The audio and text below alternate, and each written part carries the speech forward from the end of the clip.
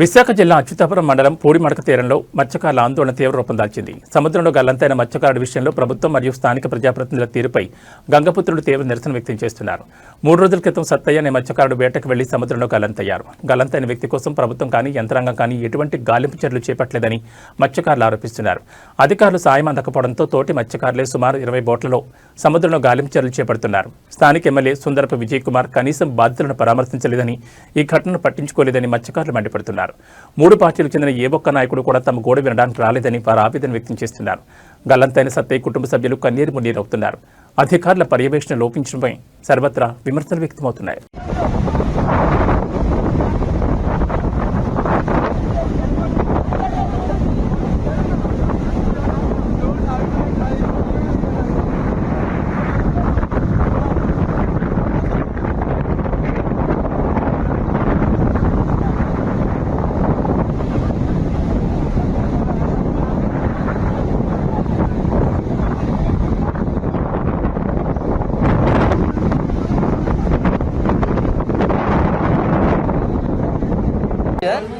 దగ్గరకు వచ్చి ఇప్పుడు పూడిమడక గ్రామమైన మా విలేజ్ లోనే 3 రోజులైంది. ఒక మనిషి గల్లంతైన విషయం ప్రతి ఒక్కరికి తెలిసిన విషయమే.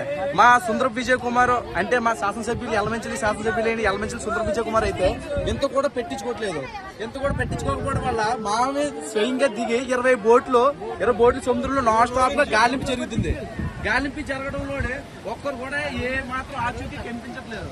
ఆచూకీ కనిపించకపోవడం వల్ల ఆ ఫ్యామిలీ మొత్తం చాలా నిరాశ చెంది ఉన్నది. చూసి కదా ఫ్రెండ్, ఇప్పుడు ఏ విధంగా మా వాళ్ళు అయితే ఏడుస్తున్నారు. నాన్ స్టాప్ గా 3 రోజుల నుంచి నాన్ స్టాప్ గా ఏడుస్తున్నారు. అలాగే మా విలేజ్ లోని వేట అనేది కూడా జరగలేదు. ఎందుకంటే మా తోటి మత్స్యకారుడు సముద్రంలో మునిగిపోయాడని మా ఒక్క బాధాకరమైన విషయంతో ఉండి మేమందరినీ వాళ్ళకి సాయంగా ఉందామని మత్స్యకారులందరినీ ఏ విధంగా ఉండవు చూసి కదా ఫ్రెండ్స్. ఈ విధంగా ఉండడం వల్ల మాకైతే చాలా చాలా బాధాకరమైన విషయం. ఎందుకంటే రాలేదు, ప్రెసిడెంట్ ఏడు చేతులు, నంబర్ నాయకులు ఏడు చేతులు, ఎమ్మెల్యే ఏడు చేతులు, గవర్నమెంట్ ఏడు చేతులు ఓట్లు కొత్తలో ನೀವು మత్స్యకారులు పుట్టదే మా తప్పు అనుకుంటే ఇప్పుడు డిగ్రీలు చేస్తున్నారు, ఇంటర్లు చేస్తున్నారు, ఐటీలు చేస్తున్నారు, డిప్లొమా చేస్తున్నారు. మేము ఎన్ని కంపెనీలకు వెళ్తే మమ్మల్ని ఏ మాత్రం పట్టించుకోకుండా ఉండకపోవడం వల్ల మేము అందరూ సముద్రం ఎక్కుతున్నాం. సముద్రం ఎక్కి వేట చేద్దామని టైంలోనే 24 గంటలు మేము సముద్రంలో ఉండేటప్పుడు ప్రతి క్షణం మేము ప్రమాదానికి ఎదురెళ్తున్నాం. ఎందుకు ఎదురెళ్తున్నాం?